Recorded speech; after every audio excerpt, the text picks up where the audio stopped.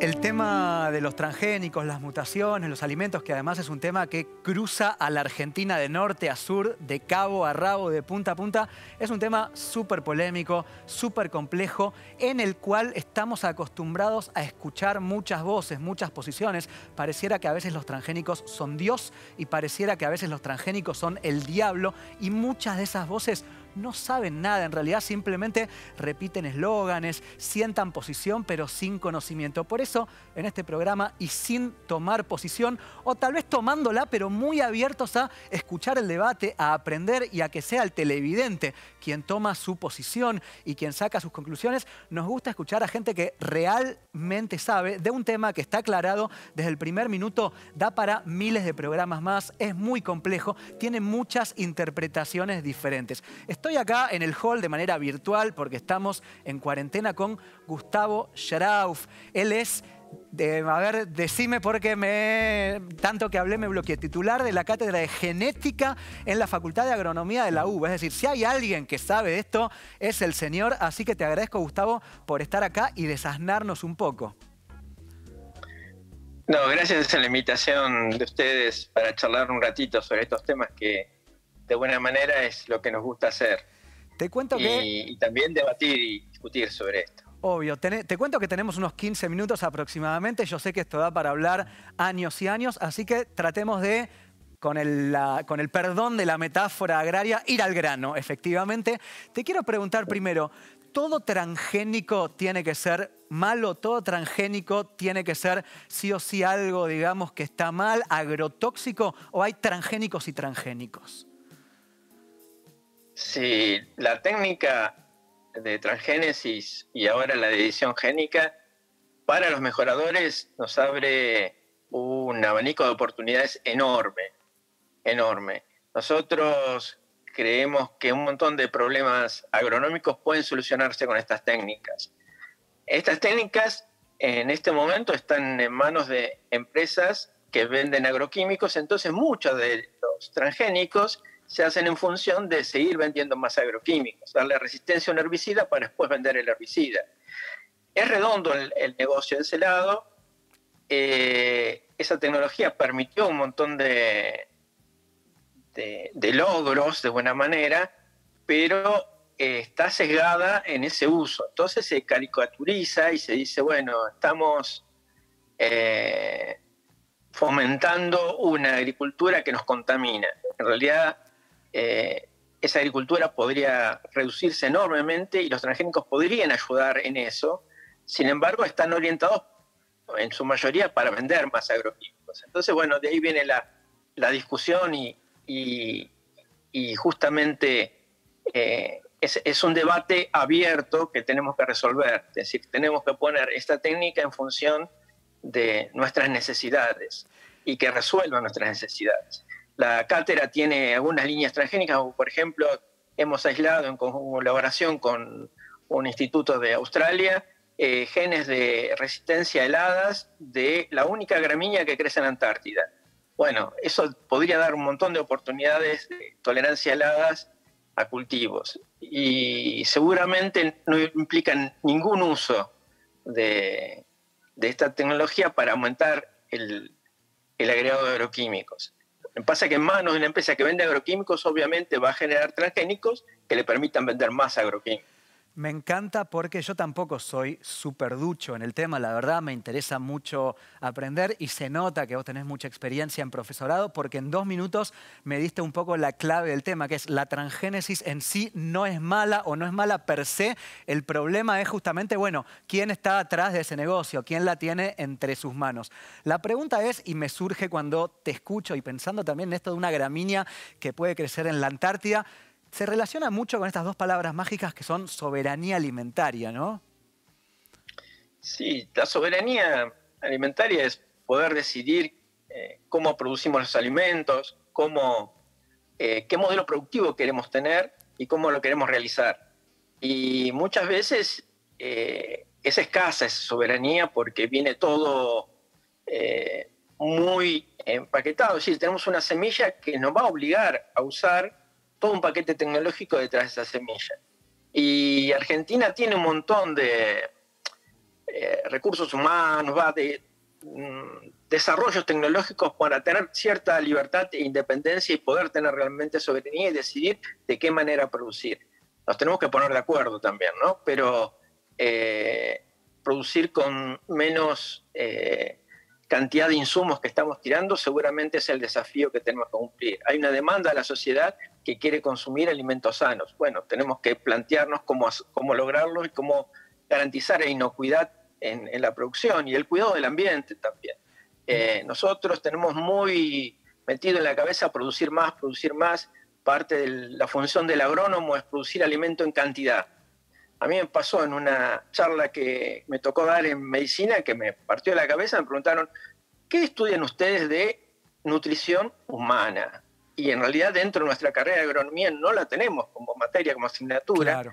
y es una deficiencia. Nosotros nos ponemos como eje producir más cantidad. Y en realidad no solamente es la cantidad, sino también es la calidad del alimento y la inocuidad del mismo.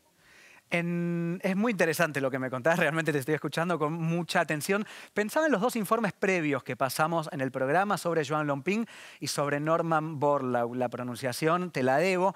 Digo, ¿cuál es la visión que hoy, desde la cátedra en 2021, se tiene de estas personas? Bueno, nosotros enseñamos los métodos para obtener arroz híbrido sin saber que eran de Joan Lomping. Cuando falleció, yo me dediqué a leer su biografía y a leer algunos papers, alguna entrevista, algún trabajo, y me di cuenta que mucho de lo que enseñamos viene de él y no lo sabíamos. Tremendo. Lo que vos comentaste en un momento, nosotros ignoramos mucho, pero mucho, de los conocimientos chinos. O sea, yo estuve un tiempo en Australia y quien me enseñó a hacer ingeniería genética y marcadores moleculares fue un chino. Y me contaba cosas de China y me asombraban realmente. Desconocemos muchísimo, muchísimo. Ahora, digamos, como esa tecnología fue transferida a Estados Unidos en el 70 y algo, 79, ya la tomamos como que era una tecnología desarrollada por Estados Unidos y no era una tecnología china. Claro, como muchas cosas. Sí, realmente China se apropió un montón de cosas y después las desarrolló. Pero en este caso, el arroz híbrido fue un desarrollo propio de ellos y algunas líneas muy interesantes de lograr que, digamos, el problema de un híbrido es que uno tiene que cruzar materiales en gran escala. Y eso es muy costoso, no se puede hacer plantita por plantita. Claro. El arroz se autofecunda, así que tenemos que lograr que una planta sea hembra y no produzca polen. Bueno, esas ideas las desarrolló Joan Lomping con mucha creatividad, ¿no? No solamente buscando materiales exóticos y que fueran endroestériles, sino también después que tengan una respuesta a altas temperaturas y ahí no producían polen, por lo tanto todo se cruzaba con la planta que sí producía polen, y bueno, logró híbridos muy interesantes y aumentos de rendimiento con eso. Muchas veces uno no esperaba en un arroz esos aumentos porque es una planta que se autofecunda, pero logró grandes avances y creo que todavía tenemos un desafío que es cómo explicar por qué ocurren esos avances, esos aumentos de rendimiento. Y algo que leí, que también pensé que era una idea más casi nuestra, algunos investigadores argentinos quieren en ese híbrido fijarlo a través de una característica que se llama apomixis, es decir, que la planta produzca semillas iguales a la planta madre, como clonadas, Okay. Semillas clonadas. Y eso lo producen ciertas plantas naturalmente. Bueno, si uno tiene un híbrido y lo logra colocarle la característica de apomixis, podría tener un híbrido con un muy bajo costo de producción de semillas.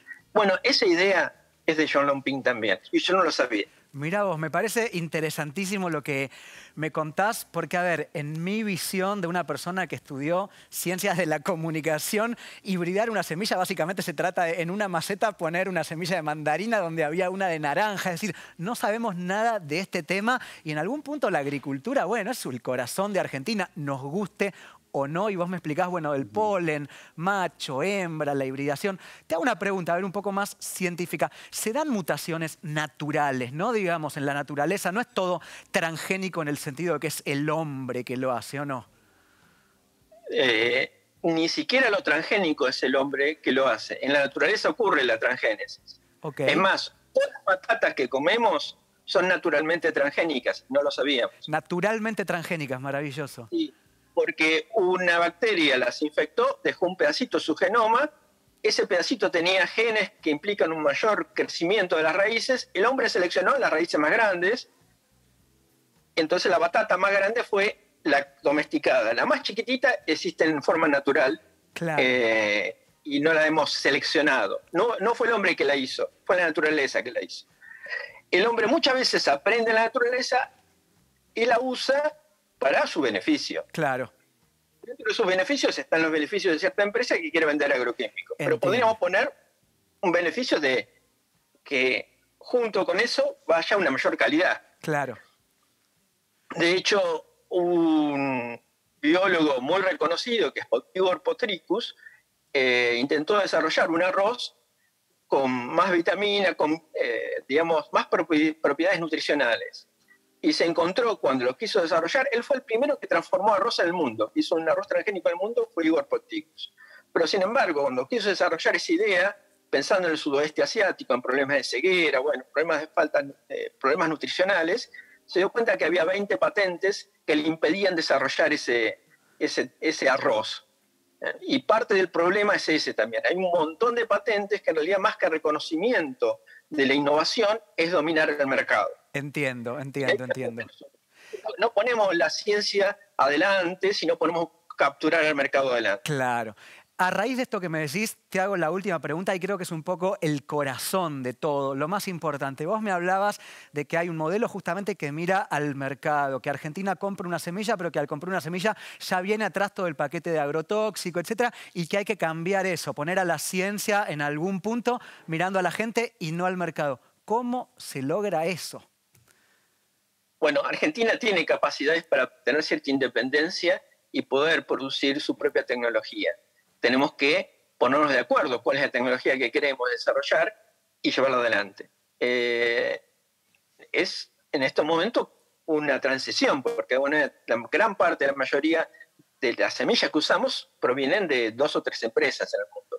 Si queremos tener un propio desarrollo, bueno, tenemos que invertir en eso, pero tenemos la capacidad de poder hacerlo. Y eso es un lindo desafío que un montón de mejoradores en Argentina quieren llevar adelante. Así que me parece que es lograble, no es una cosa imposible. O sea que es una decisión puramente política. Sí.